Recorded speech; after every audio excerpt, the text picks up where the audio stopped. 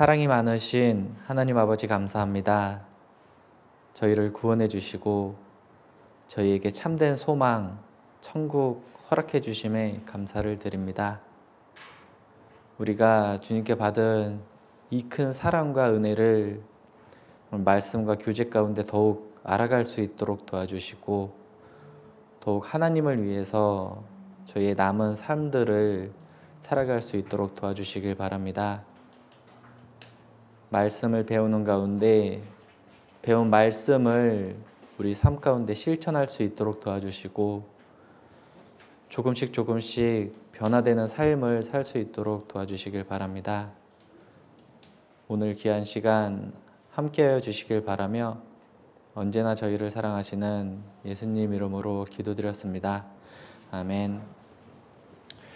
네, 오늘은 앞에 보이는 것처럼 오순절의 성령 강림에 대해서 함께 교훈 받아보도록 하겠습니다. 먼저 사도행전 2장 38절 말씀을 같이 읽도록 하겠습니다. 성경 있으신 분들은 사도행전 2장 38절을 찾아주시고요. 없으신 분들이나 좀 찾기 어려우신 분들은 앞에 화면을 같이 봐주시면 되겠습니다. 사도행전 2장 38절입니다. 제가 읽도록 하겠습니다. 베드로가 가로되 너희가 회개하여 각각 예수 그리스도의 이름으로 세례를 받고 죄 사함을 얻으라. 그리하면 성령을 선물로 받으리니. 사도행전 2장 38절 이 말씀의 배경은 예수님께서 부활하시고 이제 오순절 날 발생한 사건입니다. 그래서 이 오순절에 제자들에게 성령이 강림하신 거예요. 그래서 오늘 성령께서 어떻게 오셨고 성령께서 우리 가운데서 어떤 일을 하시는지에 대해서 함께 교훈 받아보려고 합니다. 사도행전 2장 36절도 제가 같이 읽도록 하겠습니다. 그런즉 이스라엘 온 집이 정령할지니 너희가 십자가에 못 박은 이 예수를 하나님이 주와 그리스도가 되게 하셨느니라 하니라. 이 말씀은 예수님을 십자가에 못 박아 죽인 사람들 혹은 예수님을 십자가에 못 박아 죽이자고 할 때 그 말에 이렇게 동조한 사람들에게 베드로가 그 사람들의 죄를 지적하면서 한 말씀입니다. 앞장서서 예수님을 십자가에 못 박아 죽인 사람들도 정말 큰 죄가 있지만 그 죄 없으신 예수님을 십자가에 못 박아 죽이자고 할 때 적극적이지는 않지만 그 말에 이렇게 따랐던 사람들도 정말 큰 죄를 지은 거잖아요. 그래서 베드로가 너희가 죄 없으신 예수님을 십자가에 못 박아 죽였다. 그러나 하나님께서 너희가 죽인 이 예수님을 다시 살리시고 부활하도록 하셔서 우리의 주인, 우리의 구세주가 되게 하셨다라고 이렇게 외친 거였어요. 이 말을 들은 사람들은 죄 없으신 예수님을 죽인 거에 대해서 양심의 찔림을 받았던 겁니다. 우리가 이렇게 잘못을 저질렀을 때 누군가 나한테 너 그거 죄야! 라고 얘기를 하면 물론 마음속에서 이렇게 듣고 싶지는 않은 말이지만 그 말을 들었을 때 내 마음속에서 이렇게 찔림이 있잖아요. 너 그거 누구 그렇게 미워하는 거 죄인데 왜 그렇게 미워해? 그 말은 듣기는 싫은데 내 마음속에서 이렇게 찔림이 되죠. 내가 해야 될 것을 안 하고 막 마음속에서 이렇게 이거 해야 되는데 하고 안 하고 있었는데 누군가 나한테 너 그거 해야 되는 거 왜 안 해? 라고 하면 듣기는 싫지만 내 마음속에서 그거 내가 했어야 되는데 안 했다라는 이렇게 찔림을 받게 되죠. 그래서 베드로의 이 외침, 죄 없으신 예수님을 죽인 거에 대한 죄를 지적했을 때 사람들은 마음에 말을 듣기 싫어하면서도 마음속에 이제 찔림이 됐어요. 그래서 베드로에게 그렇다면 우리가 어찌할꼬라고 이렇게 물었습니다. 우리가 어찌할꼬? 우리가 잘못해서 죄를 지었는데 이 죄에 대해서 지은 죄에 대해서 우리 어떻게 하면 되냐라고 한 거예요. 그래서 베드로가 그 사람들에게 얘기를 했습니다. 2장 38절입니다. 베드로가 가로되 너희가 회개하여 각각 예수 그리스도의 이름으로 세례를 받고 죄 사함을 얻으라. 그리하면 성령을 선물로 받으리니. 너희가 잘못을 저질렀으니까 회개하고 예수 그리스도의 이름으로 죄 사함을 얻어라. 죄 용서를 받아라. 죄 사함은 곧 죄 용서함을 받는 거거든요.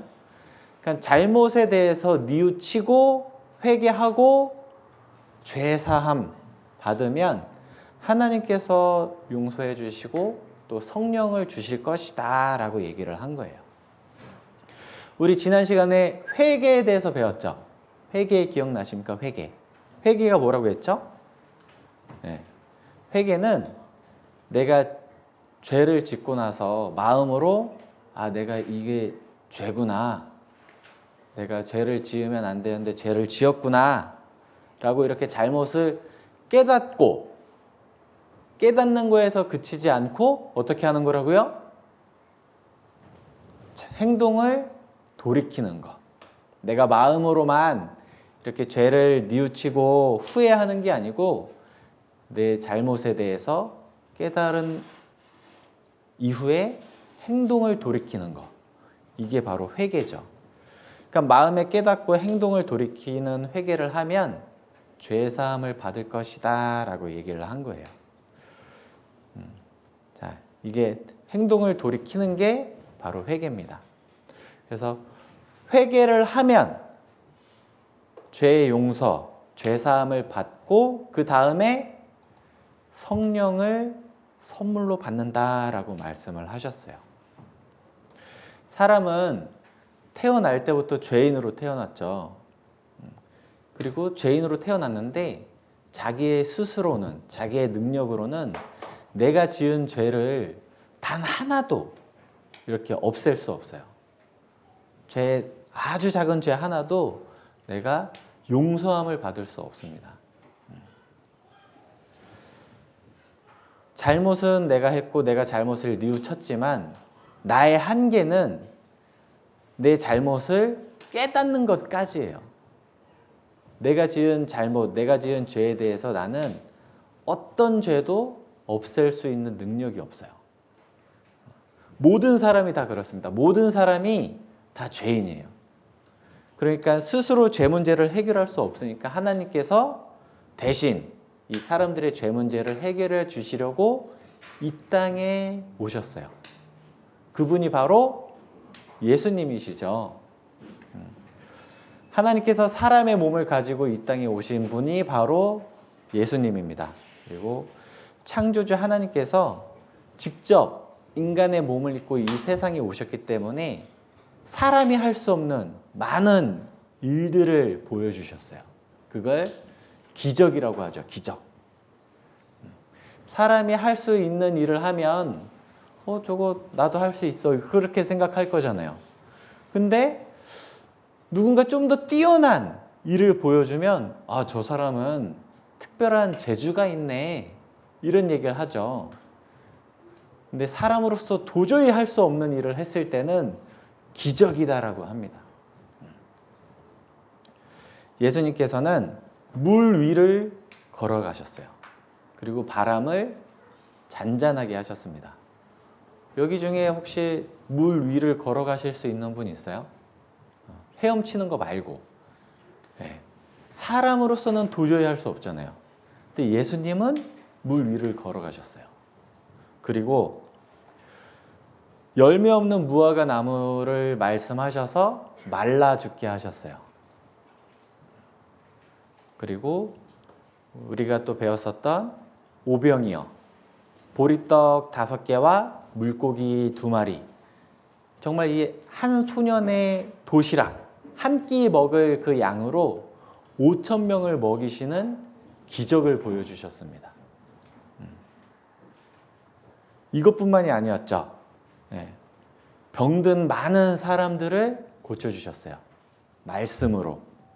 그리고 장님, 앞을 못 보는 사람을 이렇게 보게 하셨고, 몸을 움직이지 못하는 사람을 일어나서 걷게 하셨잖아요. 심지어 죽은 사람까지, 이렇게 죽어서 이미 썩어서 냄새 나는 사람까지 하나님께서는 살려주셨습니다. 제가 지금까지 말씀 이렇게 소개해 드린 것 중에 이 중에 하나라도 할 수 있는 분 있을까요? 여기 계신 분들 중에. 아니면 혹 여기 없는 사람 중에 다른 어떤 사람이라도 이런 일을 할 수 있는 사람이 있을까요? 사람이라면 어떠한 것도 할 수가 없어요. 근데 예수님은 이 기적을 행하셨습니다. 어떻게 예수님이 이런 일을 할 수 있었을까? 사람은 할 수 없잖아요. 예수님은 어떻게 하실 수 있었죠? 예수님은 바로 하나님께서 이 땅에 직접 오신 분이기 때문에요. 하나님께서 그냥 그 모습 그대로 오면 하나님을 보고 살 자가 없다고 하셨어요. 하나님은 죄가 없으신 분이죠. 빛이신 하나님이잖아요. 그 하나님이 그 모습 그대로 이 세상에 오면 우리는 지금 다 죄를 갖고 있는 죄인이죠. 이 죄 있는 상태로 하나님을 만났을 때 우리는 다 죽거든요. 그러니까 하나님께서 우리를 살리려고 오셨는데 그냥 오시면 사람들이 다 죽으니까 그냥 오신 게 아니고 사람의 모습을 가지고 이 땅에 오셨어요. 그분이 바로 예수님입니다. 그러니까 예수님은 사람의 모습이지만 실제는 하나님이신 거예요. 예수님은 하나님이신 거예요. 그러니까 하나님이 하실 수 있는 모든 일을 다 하실 수 있는 거죠. 이해되십니까? 예수님은 하나님이시기 때문에 물 위를 걸어갈 수 있고 죽은 사람을 살릴 수 있는 그런 일들을 하실 수 있는 거예요. 그래서 사람의 모습으로 이 땅에 오신 하나님께서 사람들의 죄를 모두 다 대신 짊어지시고 돌아가셨기 때문에 우리의 모든 죄가 용서받을 수 있는 거죠. 근데 이 하나님께서는 두 가지의 모습이 있어요.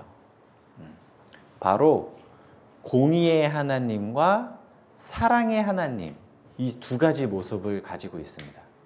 이 두 가지는 하나님이 어떤 것 하나도 이렇게 버릴 수가 없어요. 둘 다 가지고 있어요. 먼저 공의의 하나님에 대해서 우리가 배워보면 공의의 하나님은 빛이신 분이에요. 빛. 우리가 빛이 있으면 어둠이 물러가죠. 어둠은 죄를 뜻하잖아요. 그러니까 죄가 전혀 없으신 하나님. 그게 바로 공의의 하나님이에요. 하나님은 어둠이 하나도 없으신 분이거든요. 죄가 하나도 없으신 분이에요. 그러니까 하나님 계신 곳이 천국인데 우리가 천국에 가려면 하나님과 같이 죄가 없어야 돼요. 죄가 조그만한 죄라도 있으면 하나님한테 갈 수가 없습니다. 그게 바로 공의의 하나님의 모습이에요. 자, 요한일서 1장 5절입니다. 우리가 저에게서 듣고 너희에게 전하는 소식이 이것이니 곧 하나님은 빛이시라. 그에게는 어두움이 조금도 없으시니라. 어두움이 조금도 없다라는 것은 죄가 조금도 없다라고 배웠죠. 그 말은 하나님은 사람의 아주 작은 죄도 용서하지 않는 공의의 하나님이라는 거예요. 그래서 하나님이 말씀을 하시죠. 마태복음 5장 26절에 보면 진실로 내게 이르노니 내가 홀이라도 남김이 없이 다 갚기 전에는 결탄코 거기서 나오지 못하리라. 홀이 아주 작은 죄라도 남김이 없이 다 갚기 전에는, 다 용서함 받기 전에는 결단코 지옥에서 나올 수 없다. 영원히 지옥에서 살 수밖에 없다라는 거예요. 자, 이게 공의의 하나님입니다. 그렇다면 사랑의 하나님은 어떠한 모습일까? 하나님은 공의의 하나님이시면서 사랑의 하나님이시거든요. 하나님은 사랑이 많으신 분이 아니에요. 하나님은 사랑 그 자체예요. 우리 자녀들 키울 때 보면 자녀 예뻐요, 미워요? 예뻐요, 미워요? 예쁘죠? 예뻐요. 자녀 막 뭘 해도 그렇게 예뻐요. 오늘도 이 애기 아주 귀여운 애기 왔잖아요. 우리가 봤을 때 이렇게 예쁘죠? 근데 엄마가 봤을 때는 비교할 수 없을 만큼 너무나 예뻐. 네. 여기 엄마잖아요. 너무 예뻐요. 애기가 똥 싸도 예뻐요. 네. 막 엄마들 막 모여있을 때 다 애기 예쁘다 예쁘다 하잖아요. 근데 거기서 누가 진짜 엄마인지 알 수 있는 방법이 뭔지 아세요? 애기가 똥 쌌을 때 알아요. 애기가 똥 싸면 다른 엄마 아닌 사람은 다 뒤로 물러가. 진짜 엄마만 애기 똥기저귀 갈아줘요. 네. 이게 엄마의 사랑이거든요. 자식을 그냥 무한히 사랑해요. 그 엄마의 사랑을 하나님께서 주셨어요. 이 세상 모든 어머니들에게 사랑을 주신 하나님은 사랑이 많으신 분이 아니고 사랑 그 자체이신 분이에요. 하나님은 이 공의의 하나님의 모습과 사랑의 하나님의 모습을 가지고 있습니다. 요한일서 4장 16절에 보면 하나님이 우리를 사랑하시는 사랑을 우리가 알고 믿었노니 하나님은 사랑이시라. 하나님은 사랑이 많다라고 안 했죠? 하나님은 사랑이시라. 이 사랑의 하나님은 어떠한 죄인도 그 죄 때문에 지옥 가는 걸 원하지 않으셔요. 어떠한 죄인도 다 용서받고 천국에 오기를 원하시는 거예요. 그래서 예수님께서 대신 십자가에서 돌아가셨습니다. 빌립보서 2장 8절을 보면 사람의 모양으로 나타나셨음에 자기를 낮추시고 죽기까지 복종하셨으니 곧 십자가에 죽으심이라. 사람의 모습으로 이 땅에 오신 예수님, 하나님 뜻에 죽기까지 복종하셨다. 하나님 뜻이 십자가에서 모든 사람들 대신해서 죽는 게 하나님의 뜻이에요. 그 뜻에 순종하기 위해서 죽기까지 복종하신 겁니다. 예수님께서 십자가에서 돌아가심으로 하나님의 뜻, 하나님의 원하시는 걸 완벽하게 이뤄놓고 가셨어요. 사람이 더 이상 무언가를 할 필요가 없게 모든 걸 완벽하게 다 이뤄놓으신 거예요. 그리고 믿고 회개하고 죄 사함을 받으라고 하신 거죠. 죄 사함을 받으면 성령을 주겠다라고 말씀을 하셨습니다.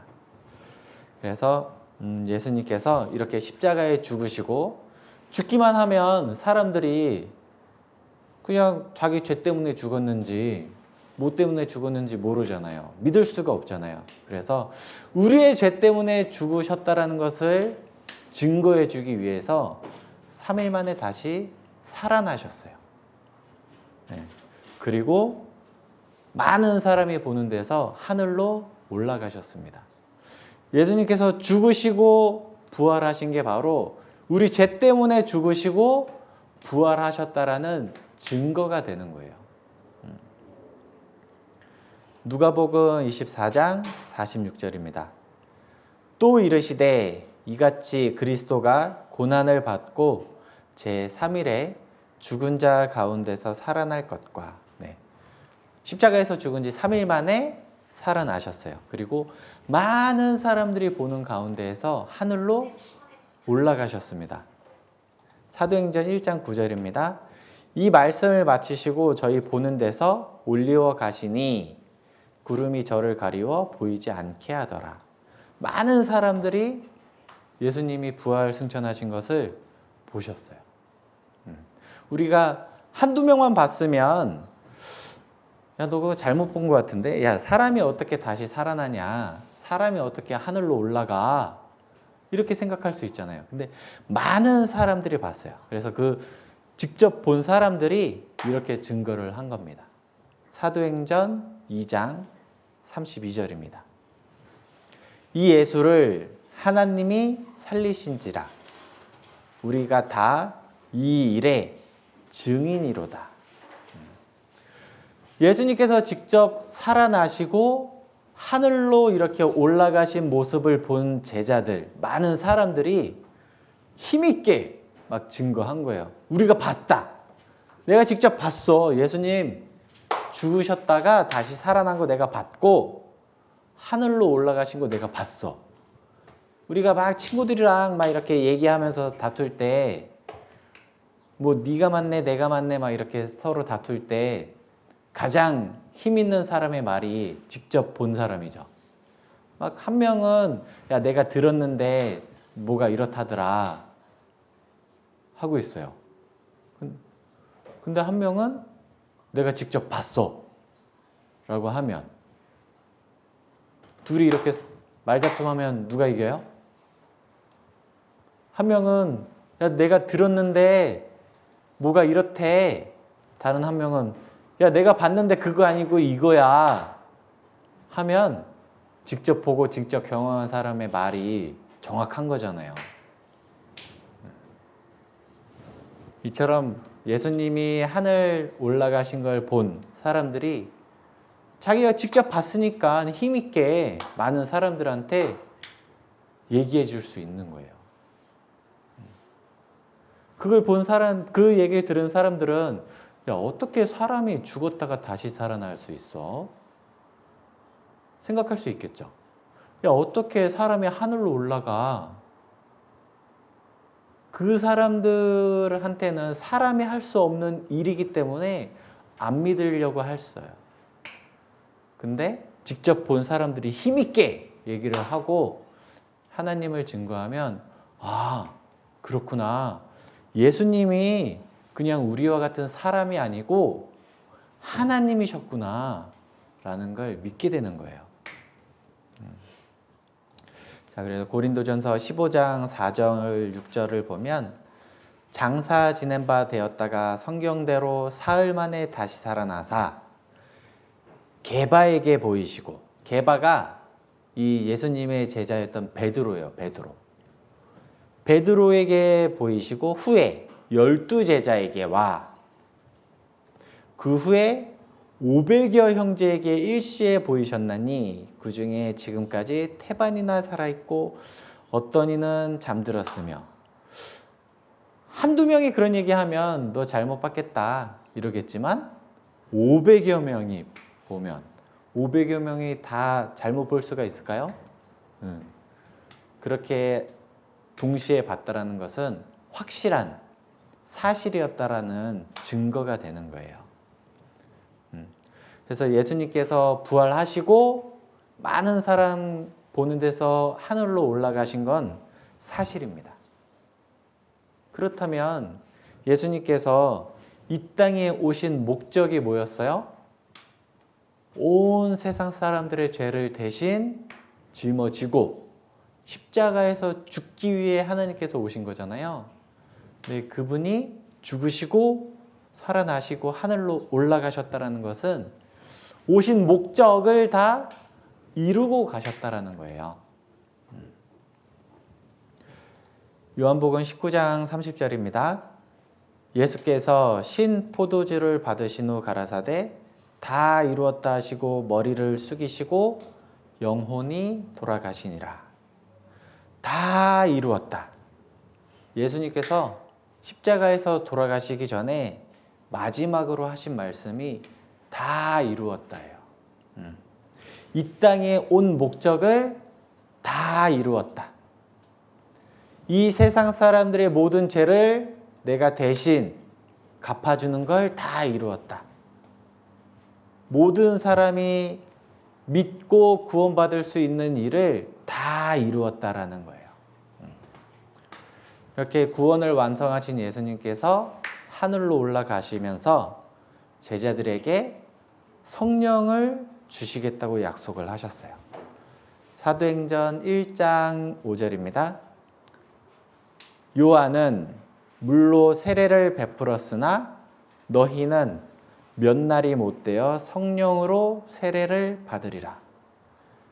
여기 요한은 예수님 제자 요한이 아니에요. 여기 요한은 세례 요한. 예수님께 이렇게 세례를 주었던 세례 요한을 얘기하는 거거든요. 그 요한은 물로 너희에게 세례를 주었지만 이젠 며칠이 안 돼서 성령의 세례를 받을 것이다 라고 예수님께서 말씀을 하셨어요. 사도행전 1장 8절입니다. 오직 성령이 너희에게 임하시면 너희가 권능을 받고 예루살렘과 온 유대와 사마리아와 땅끝까지 이르러 내 증인이 되리라 하시니라.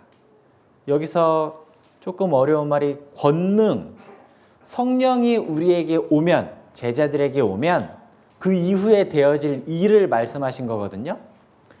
너희가 성령을 받으면 그 다음에 권능을 받을 것이다. 권능은 하나님의 능력을 얘기해요. 하나님의 능력을 받고 예루살렘과 온 유대와 사마리아와 땅끝까지 이르러 내 증인이 될 것이다. 하나님을 증거하는 증인이 될 것이다 라고 말씀을 하셨어요. 예수님께서 하나님으로 이 땅에 오셨고 우리의 모든 죄를 다 용서해 주셨다. 그러니까 너희는 예수님을 믿고 구원받아라 라는 이 귀한 복음을 증거하는 증인이 될 것이라고 말씀을 하신 거예요. 성령이 오시면 하나님의 능력을 받고 하나님을 증거하는 삶을 살게 될 것이라고 말씀을 하신 거죠. 자, 보세요. 여기가 이제 이스라엘 땅, 예수님께서 계셨던 땅의 지도예요. 여기서 유대, 예루살렘, 여기가 예루살렘이거든요. 여기 동그라미 보이시죠? 네. 예루살렘에서 유대, 그리고 사마리아까지, 그 다음에 땅끝까지 점점 많은 사람들에게 하나님의 복음을 전할 것이라고 말씀을 하셨습니다. 그런데 우리가 이제 성령을 받으면 이러한 일이 이루어질 거라고 말씀을 하신 거잖아요. 성령에 대해서 우리가 알아야 되거든요. 근데 이 성령이 조금 어려워요. 그래서 오늘 좀 이해하기 쉽게 그래도 성령의 하나님이 어떤 분이신가에 대해서 잠깐 배워보도록 하겠습니다. 우리가 먼저 하나님은 성부 하나님, 성자 하나님, 성령 하나님으로 계셔요. 삼위일체의 하나님이라고 해요. 이거를 좀 어렵죠. 근데 어쨌든 이 삼위일체의 하나님에 대해서는 한 번은 우리가 알아야 되니까 오늘 좀 어렵더라도 한번 배워보도록 하겠습니다. 그 하나님은 삼위일체의 하나님인데, 삼이라는 것은 성부, 아버지 하나님, 그 다음에 성자, 아들 하나님, 그리고 성령의 하나님으로 이 세 위치에 계신 거예요. 그래서 성부 하나님, 아버지 하나님은 인간 모든 사람의 구원을 계획하셨어요. 계획하신 하나님이 바로 아버지 하나님이에요. 이 계획하신 것을 직접 이 땅에 오셔서 대신 죽으심으로 구원을 완성하신 하나님이 바로 아들 하나님, 성자 하나님이셔요. 그리고 죽으시고 부활하셔서 하늘로 올라가셨잖아요. 그 다음에 그 믿는 사람들의 마음속에 이 구원의 확증을 주시는 분이 바로 성령 하나님이셔요. 그래서 이 성부, 성자, 성령 하나님은 한 분이십니다. 이게 우리 인간, 우리의 지식으로는 한계가 있어요. 이 부분을 이해하는 게, 삼위일체 하나님에 대해서 이해하는 게 우리의 지식으로는 어느 정도까지는 이해할 수 있지만 완벽하게 이해할 수는 없어요. 그래서 정확한 것은 아마 하나님 앞에 갔을 때 우리가 더 정확하게 알게 됩니다. 이 하나님은 이렇게 삼위일체 하나님이신데 우리가 어렵지만 조금이나마 우리가 이해할 수 있도록 하나님께서 이 자연 만물 중에 주신 게 있어요. 바로 물이에요, 물. 물은 우리가 보통 이렇게 쓰면 물이죠. 네. 물은 이렇게 액체 상태로 있잖아요. 근데 이 물을 냉장고 냉동실에 놓으면 어떻게 되죠? 물 넣으면 얼어요. 네, 얼어요. 그리고 이 물을 막 이렇게 끓이면 어떻게 되죠? 막 이렇게 연기 나오잖아요. 네. 이게 이런 액체 상태일 때나 얼음에 냉동실에 얼렸을 때나 끓여서 수증기로 됐을 때나 다 물이거든요. 네. 물의 성분은 같아요. 근데 보는 모습이 다르죠. 또 다른 예로 저는 저희 집에 가면 저희 자매의 남편이죠. 남편. 그리고 아이들의 아빠이기도 하죠. 그리고 제가 교회에 오면 또 형제죠. 네. 하지만 저는 하나잖아요. 네. 이런 것처럼 성부, 성자, 성령의 하나님은 하는 일은 다르시지만 한 분이신 거예요. 한 분이신 하나님. 신명기 6장 4절입니다. 이스라엘아 들으라. 우리 하나님 여호와는 오직 하나인 여호와시니. 하나님은 한 분이신데 아버지, 아들, 성령의 하나님 이렇게 삼위일체의 하나님이셔요. 그러니까 예수님은 아들이지만 하나님이신 거죠. 그렇기 때문에 사람이 할 수 없는 많은 기적들을 하실 수 있었던 거예요. 물 위를 걷고 무화과 나무를 마르게 하고 보리떡 5개와 물고기 2마리로 5,000명을 먹이시고 사람으로서는 도저히 할 수 없죠. 근데 하나님이시기 때문에 할 수가 있는 겁니다. 자, 그래서 삼위일체 하나님에 대해서 잠깐 이렇게 배웠고, 그렇다면 오늘 이제 말씀 주제처럼 성령 강림에 대해서, 그렇다면 이 성령님께서 구원받은 사람들 속에 오셔서 하시는 일이 무엇이냐, 이것에 대해서 이제 한번 남은 시간 교훈받아 보도록 하겠습니다. 성령이 하시는 일 한 8가지만 정리를 해봤습니다. 네. 죄인을 불러서 깨닫게 하시고 거듭나게 하시고 거듭남을 증거해 주셔요. 그리고 거듭남에 대해서 확실한 인을 쳐주십니다. 그리고 우리의 연약함을 도와주시고 하나님의 능력을 주셔요. 그리고 하나님의 뜻을 깨닫도록 도와주시고 성령의 열매를 맺게 해주시고 하나님의 사랑을 우리 마음에 부어주셔요.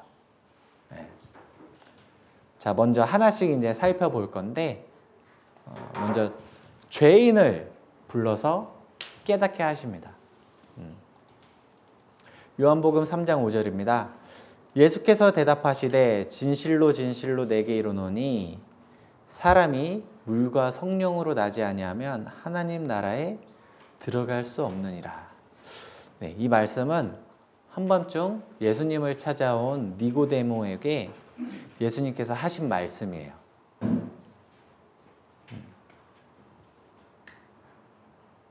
물과 성령으로 나지 아니하면 하나님 나라에 들어갈 수 없다. 성령으로 이제 거듭나야 된다라고 말씀을 하셨는데, 16장 8절에 보면 그가 와서, 이게 바로 성령이거든요. 성령께서 와서 죄에 대하여, 의에 대하여, 심판에 대하여 세상을 책망하신다. 그러니까 우리 각 사람의 지은 죄에 대해서 우리가 죄인 걸 깨닫도록 도와주시는, 깨닫도록 해주시는 일을 하셔요. 우리가 죄를 깨달아야 하나님 앞에 나의 모습을 알고 구원받기를 원하잖아요.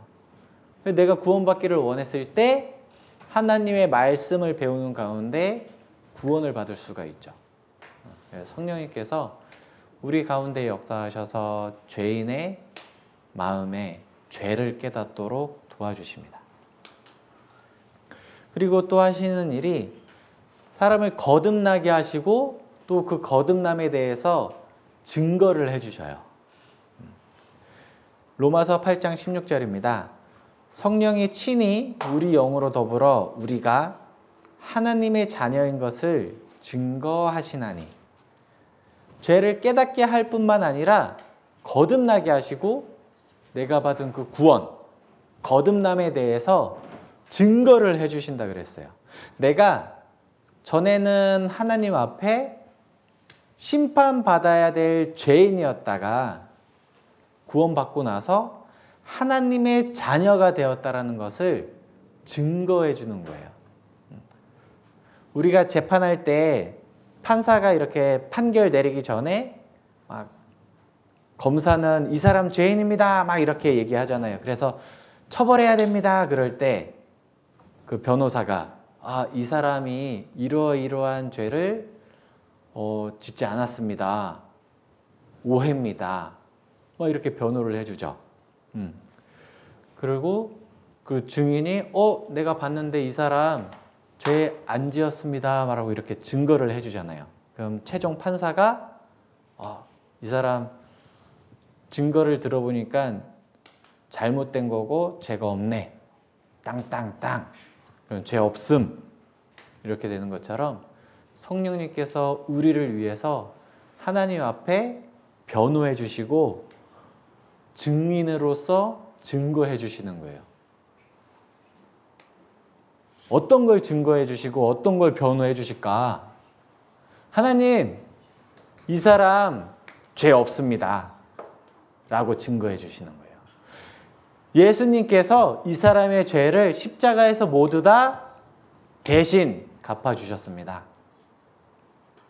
그러니까 이 사람은 더 이상 지옥 형벌 받을 죄가 없습니다 라고 증거해 주시는 거예요.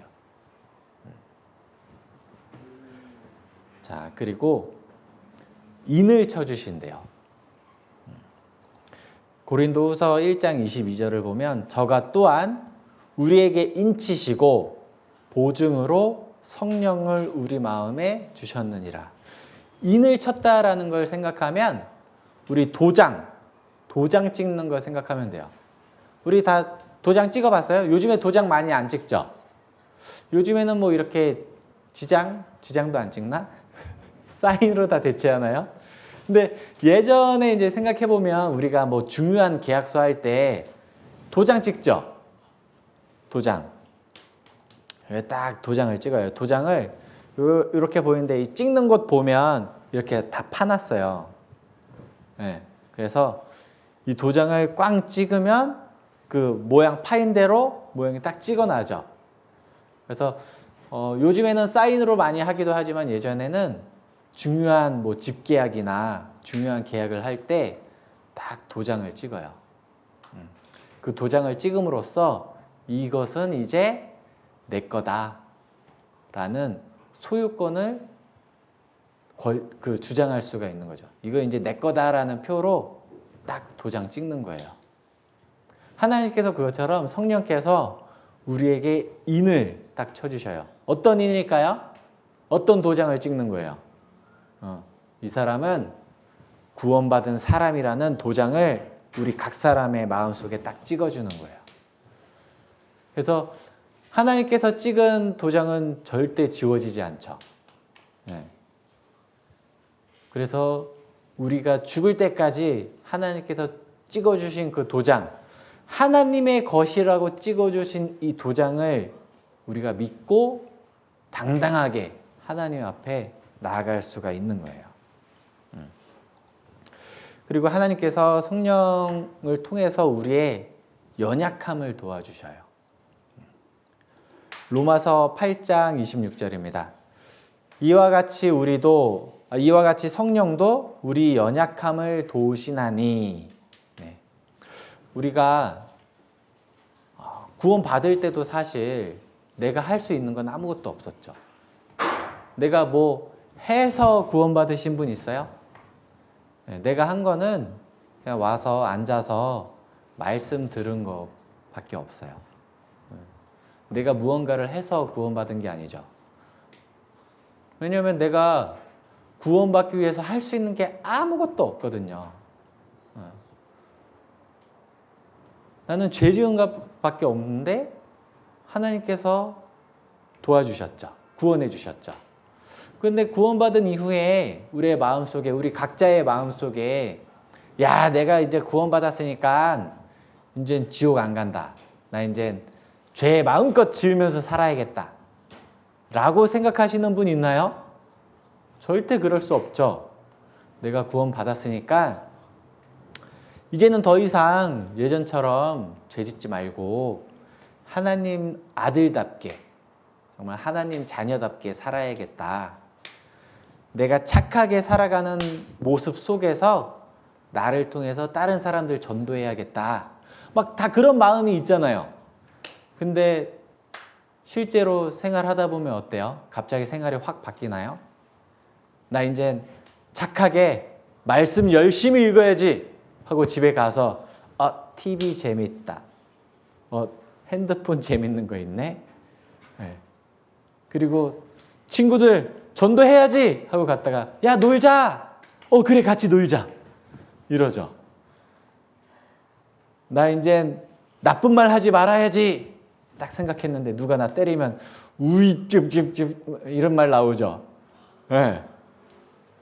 나는 착하게 살고 싶은데 내 모습이 변화되지 않아요. 쉽게 변화되지 않아요. 나 그렇다고 구원 안 받은 거예요? 나 구원 받았어요. 근데 난 여전히 너무나 연약하기 때문에 금방금방 바뀌지 않아요. 근데 살고 싶은 마음이 있어요. 변화돼서 살고 싶은 그 마음은 있어요. 하나님 위해서 전도하고 싶은 마음이 있고 내 주변 사람들에게 착한 모습 보이고 싶은 마음이 있고 또 예쁜 말, 바른 말을 하고 싶은 마음이 있어요. 그 마음을 아시기 때문에 하나님께서 도와주시는 거예요. 하나님 말씀대로 살고 싶지만 살지 못하는 나의 연약한 부분을 하나님께서 성령 하나님께서 도와주시는 겁니다. 그리고 또 성령님께서 오시면 하나님의 능력을 주셔요. 아까 읽었던 말씀이죠. 오직 성령이 너희에게 임하시면 너희가 권능을 받고 예루살렘과 온 유대와 사마리아와 땅끝까지 이르러 내 증인이 되리라 하시니라. 네. 하나님의 권능, 하나님의 능력을 주신다고 했어요.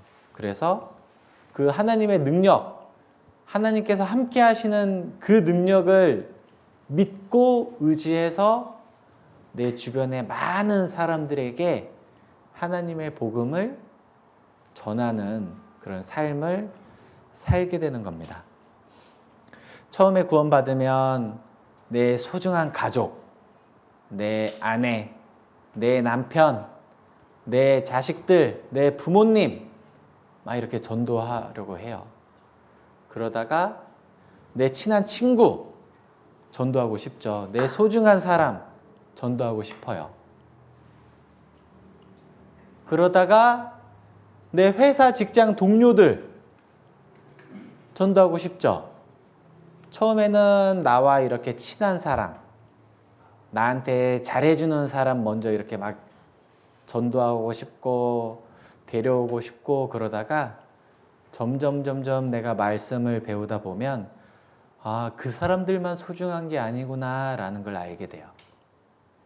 하나님께서는 나에게 너와 친한 사람만 전도해라 라고 말씀하신 게 아니라는 걸 알게 됩니다. 너가 만나는 모든 사람에게 하나님의 말씀을 전하라고 하시는 걸 깨닫게 돼요. 그래서 회사에서 나와 친하지 않지만 내가 기도 가운데 이렇게 전하게 돼요. 나를 괴롭히는 사람이 있을 수 있지만 더 잘해주고 전도할 수 있는 기회가 되기를 기도하게 됩니다. 그러다가 점점 이렇게 내가 전도하고 싶은 사람들이 더 넓어지게 되는 거예요. 하나님께서는 내 주변에 있는 사람뿐 아니라 내가 만나는 모든 사람들에게 하나님의 복음을 전하기를 원하셔요.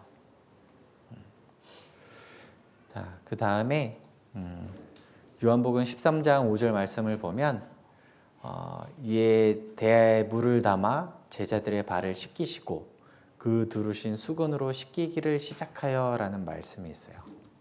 예수님께서 제자들의 발을 씻겨주셨어요. 창조주 하나님께서 이 땅에 오셔서 피조물, 하나님의 지음을 받은 피조물 인간의 발을 씻겨주신 거예요. 그리고 하신 말씀이 너희도 서로 발을 씻겨주라라고 하셨어요. 요한복음 13장 14절입니다. 내가 주와 또는 선생이 되어 너희 발을 씻겼으니 너희도 서로 발을 씻기는 것이 옳으니라.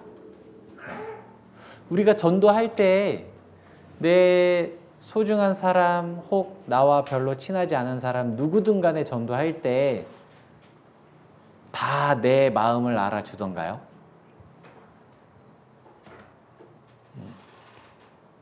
내 마음을 알고 말씀을 들으러 이렇게 오시는 분도 있지만 아마 대부분은 거절하고 또 나한테 상처 주는 말도 하고 오히려 더 교회 다닌다고 괴롭히는 사람이 있을 수도 있어요.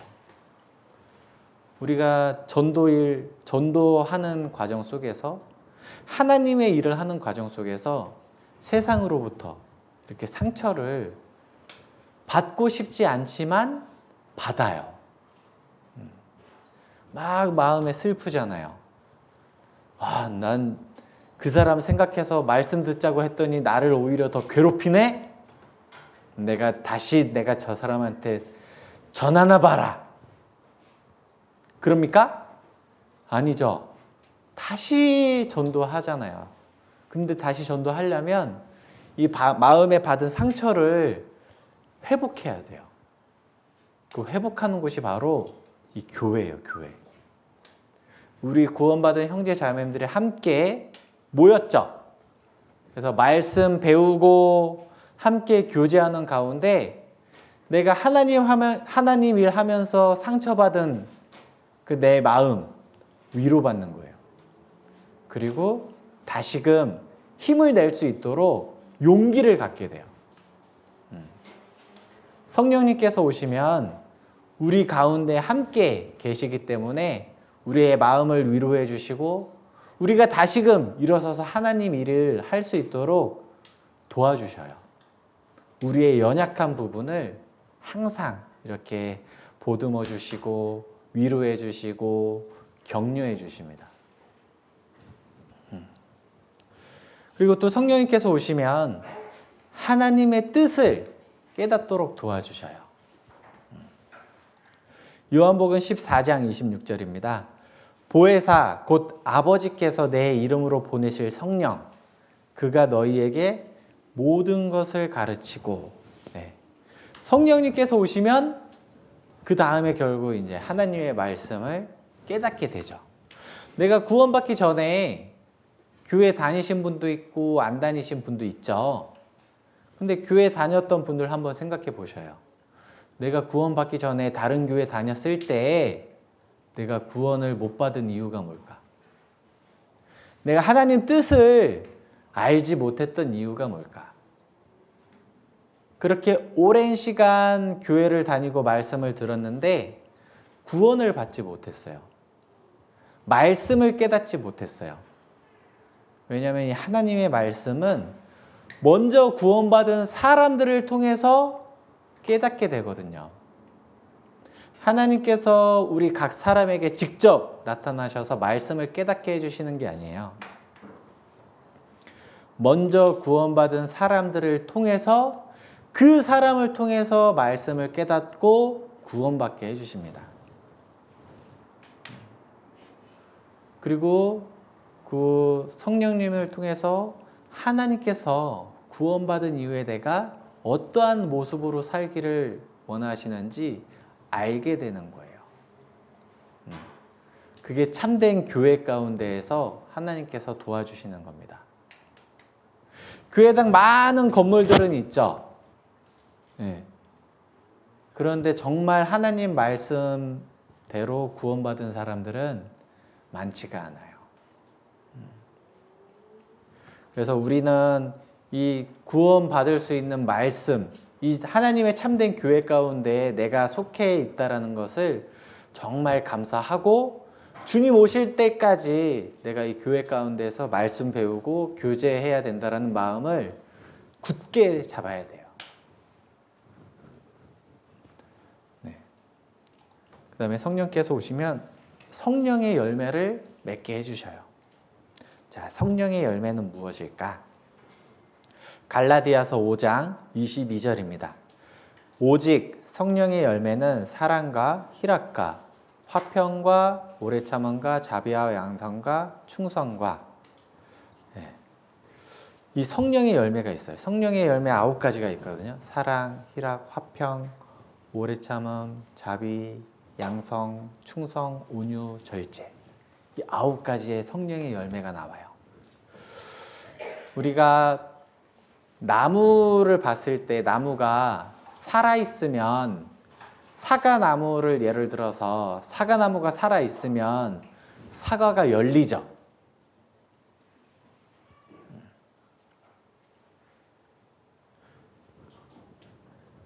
죽은 사과나무에서는 사과가 안 열려요.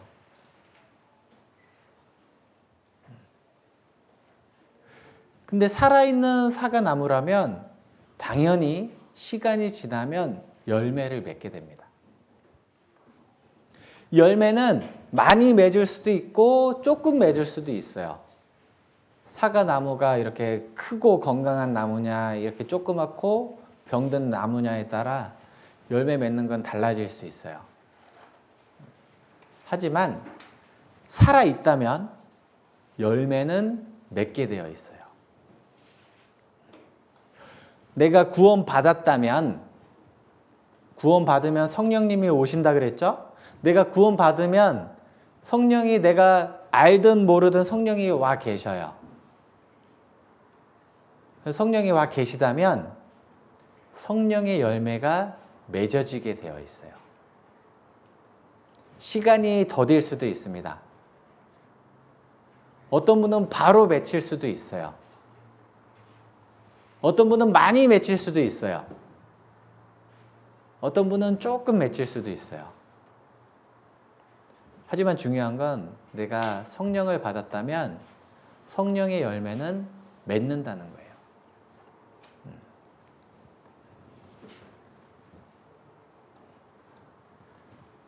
사랑.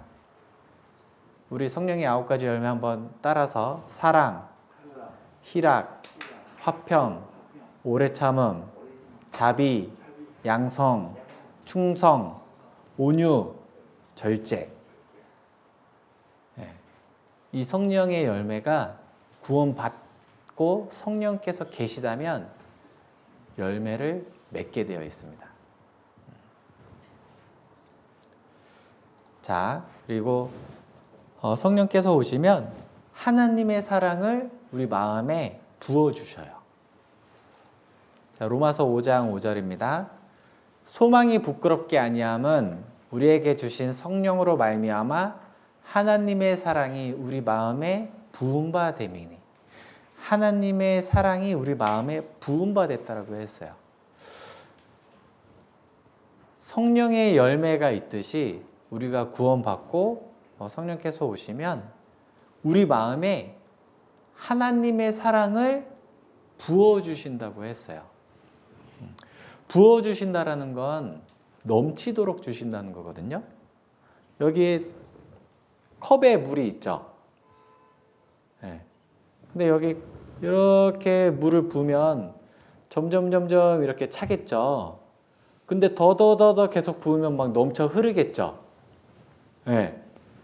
하나님께서는 우리 마음에 사랑이 넘치도록 부어주셔요. 우리에게는 사랑이 없죠. 나는 사랑이 없어요. 나는 나한테 잘해주는 사람이 좋고 나를 나쁘게 대하는 사람은 나도 싫어요. 나는 사랑이 없어요. 그런데 하나님께서 하나님의 사랑을 우리 마음에 부어주신 거예요. 그래서 하나님께서 우리 마음에 이렇게 사랑을 부어주신다는 것은 성령께서 내 가운데 가득 이렇게 성령 충만한 삶을 살게 되는 거예요. 성령님이 우리 안에 계시지만 내가 얼마만큼 어떻게 하나님 말씀과 교제 가운데 사느냐에 따라서 성령님께서 계시긴 하지만 아주 이렇게 움츠러 드실 수도 있고 계시면서 성령께서 내 안에 충만해서 정말 가득 차서 내가 살아갈 수도 있어요. 그래서 성령 충만한 삶을 살게 되면 우리 각 사람은 하나님을 기쁘시게 하는 삶을 살 수 있어요. 근데 내가 구원받고 성령님은 오셨는데 내 육신대로 내가 하고 싶은 대로 살면 성령님께서 이렇게 움츠러들고 계셔요. 성령님께서 나를 통해 일을 하실 수 없어요.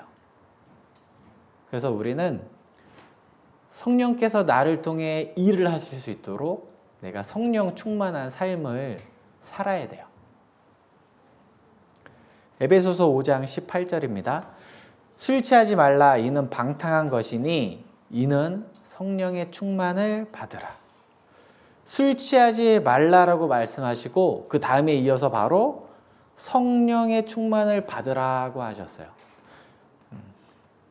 이 말씀을 통해서 술 취하는 거하고 성령 충만한 삶을 좀 연관지어서 생각해보고 교훈을 받아볼 수 있거든요.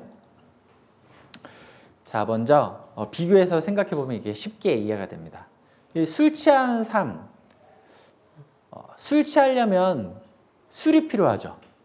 술이 있어야 술 취할 수 있을 거잖아요. 그렇다면 성령 충만하려면 말씀이 필요해요. 성령 충만한 삶이라는 것은 말씀 충만한 삶을 말하기도 합니다. 그래서 술 취하려면 술을 마시려면 술집 가야 되잖아요. 맞죠? 네. 술집에 가야 거기 술이 있고 술을 마셔야 술 취할 수 있잖아요. 네. 근데 성령 충만하려면 성령이 계신 곳에 가야 돼요. 성령이 계신 곳이 어디입니까? 교회. 이 교회당을 얘기하는 게 아니고 구원받은 형제 자매님들이 모여있는 게 교회잖아요. 그 교회를 가야 성령께서 계셔요. 술이 있는 곳은 술집입니다. 성령이 계신 곳은 교회예요. 술은 그냥 이렇게 바라보면 취하나요?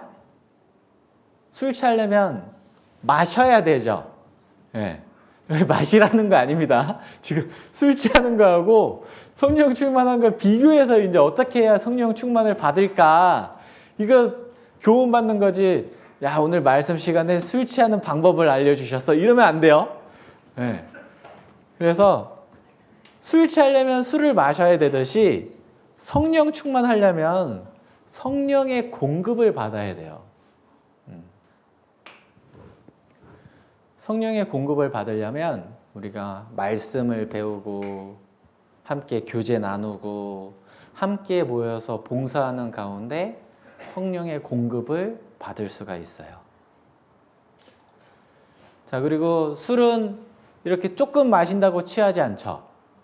취하려면 많이 마셔야 돼요. 막 처음에는 내가 술을 먹다가 나중에는 술이 나를 먹죠. 많이 마셔야 술 취하는 것처럼 성령 충만하려면 많이 공급받아야 돼요. 많이 공급받아야 성령 충만해져요. 하루에 말씀 한 장 읽고 다 읽었다. 성령 충만한 삶을 살 수 있겠다. 이러면 성령 충만해집니까? 네. 말씀을 많이 읽고 많이 묵상하고 말씀도 많이 듣고 교제도 있는 교제라면 다 참석하고 교회에서 하는 봉사라면 다 참석하고 그랬을 때 성령 충만을 받을 수가 있는 거예요. 많이 모여서 마셔야 또 술은 잘 들어가죠. 혼자 술 마시면 많이 마실 수 있어요? 여기 지금 막 술 얘기하니까 자꾸 웃으시는 분들이 몇 분 계시는 것 같은데 술은 여럿이 모여서 마셔야 이렇게 많이 마실 수 있죠. 그런 것처럼 우리가 성령 공급받는 것도 많이 모여야 많이 공급받을 수 있어요. 우리가 말씀 들을 때 혼자 집에서 말씀 들으면 유튜브나 이런 걸로 어쩔 수 없이 들어야 되는 경우 있잖아요. 그럴 때 들으면 집중이 잘 돼요. 이렇게 말씀 듣다가 전화 왔네? 이거 말씀 끝나면 밥 먹어야 되는데 밥 준비해야지. 소리 좀 크게 해놓고 듣고 있어. 난 이거 하면서도 난 다 할 수 있어. 네. 그 말씀 다 듣고 나면 말씀 뭐 들었어요? 못 들었더라. 근데 마음에 위안은 되죠. 난 그래 말씀 들었어. 그 자기 위안이에요. 하나님께서 원하시는 모습이 아닙니다. 말씀을 들을 때 하나님 말씀에만 집중해서 듣기를 원하시죠. 우리 이 앞에 지금 예수님이 딱 와 계시다고 생각해봐요. 각자 앞에 딱 예수님이 앞에 앉아서 말씀을 해주고 계셔요. 근데 내가 말씀을 듣는데 예수님 잠시만요. 말씀하셔요. 저는 듣고 있어요 하면서 밥하고 청소하고 예수님 듣고 있습니다. 이러면 예수님께서 기뻐하실까요? 네. 슬퍼하셔요. 그리고 화나시겠죠. 내가 지금 이렇게 너한테 얘기해주고 있는데 너는 나보다 밥하는 게 더 중요하냐? 청소하는 게 더 중요하냐? 전화 받는 게 더 중요하냐? 화나실 거예요. 예수님은 우리만을 바라보고 계신데 내가 예수님 말고 다른 걸 바라본다면 예수님이 슬퍼하시죠. 내가 말씀을 들으면서 다른 걸 하면 이것도 하고 이것도 하는 게 아니에요. 이걸 하는 거죠. 단지 말씀 듣는 건 그냥 내 마음의 위안만 받는 거예요. 네. 말씀을 들을 때는 말씀에만 집중을 해서 들어야 됩니다. 이렇게 술 취하는 방법과 성령 충만한 방법을 비교해서 우리가 교훈을 받을 수가 있어요. 절대 술 마시라는 얘기 아닙니다. 네. 술 취하는 방법을 생각해서 성령 충만을 받으라는 거예요. 네. 지금 명확하게 얘기합니다. 술 마시라는 거 아니에요. 네. 자, 갈라디아서 5장 16절입니다. 내가 이르노니 너희는 성령을 쫓아 행하라. 그리하면 육체의 욕심을 이루지 아니하리라. 우리의 마음속에 두 마리 개가 있어요. 흰 개와 검은 개. 이 둘이 사이가 좋지가 않아. 맨날 싸워. 타협점이 없어요. 누군가가 죽어야 한다. 근데 이 둘은 절대 죽지도 않아. 계속 싸워요. 자, 흰 개와 검은 개가 싸우면 누가 이길까요? 네. 밥을 많이 먹은 개가 이겨요. 네. 흰 개가 밥을 더 많이 먹으면 더 건강해서 이겨요. 검은 개가 밥을 더 많이 먹으면 검은 개가 건강해서 이겨요. 이 흰 개와 검은 개는 우리의 마음이에요. 하나님을 위해서 살고자 하는 흰 개의 마음이 있고, 구원받기 전 내 본성대로 살고 싶어하는 검은 개의 마음이 있어요. 하나님 뜻대로 살고자 하는 마음과 내 육신대로 살고 싶어하는 마음이 있어요. 이 둘이 항상 싸워요. 근데 어떠한 마음도 죽지 않아요. 그렇다면 내가 흰 개, 하나님 뜻대로 살고자 하는 마음에 밥을 주면 하나님 뜻대로 살 수 있어요. 그게 바로 말씀 교제예요. 근데 내가 흰 개가 아니고 검은 개한테 밥을 주면 구원받기 전 내 모습, 내 육신의 모습대로 살게 돼요. 그건 바로 말씀 교제 멀리 하면 돼요. 검은 개는 말씀과 교제 빼고 다 먹어요. 시기 질투 먹고, 자기 자랑 먹고, 게으름 먹고, 그러면서 검은 개가 힘이 세져요. 그래서 우리는 구원받은 목적이 오직 하나님을 위해서 살아야 돼요. 너희 몸은 너희가 하나님께로부터 받은 바 너희 가운데 계신 성령의 전인 줄을 알지 못하느냐. 너희는 너희의 것이 아니라 값으로 산 것이 되었으니 그런즉 너희 몸으로 하나님께 영광을 돌리라. 너희 몸으로, 너희 삶으로 하나님께 영광을 돌려야 돼요. 사도행전 2장입니다. 그 말을 받은 사람들은 세례를 받음에 이 날에 제자의 수가 3,000이나 더하더라. 저희가 사도의 가르침을 받아 서로 교제하며 떡을 떼며 기도하기를 전혀 힘쓰니라. 우리가 함께 모여서 교제할 때 구원받는 사람들이 많아져요. 우리가 성령 충만한 삶을 살 때 우리를 통해 구원받는 사람들이 많아져요. 우리 각 사람이 성령 충만한 삶을 살기를 바라겠습니다. 그럴 때 하나님께서 더 기뻐하시고 더 많은 능력을 부어주실 거예요. 네. 제가 기도하고 마치도록 하겠습니다. 사랑이 많으신 하나님 아버지 감사합니다. 저희를 구원해 주시고 또한 그 보증으로 성령을 주셨습니다. 우리가 오늘 말씀 배운 것처럼 성령 충만한 삶을 살 수 있도록 도와주시고 오직 하나님 기뻐하시는 삶을 살 수 있도록 도와주시길 바랍니다. 오늘 이후의 일정 또한 주님께서 함께하여 주시길 바라며 언제나 저희를 사랑하시는 예수님 이름으로 기도드렸습니다. 아멘. 네, 수고하셨습니다.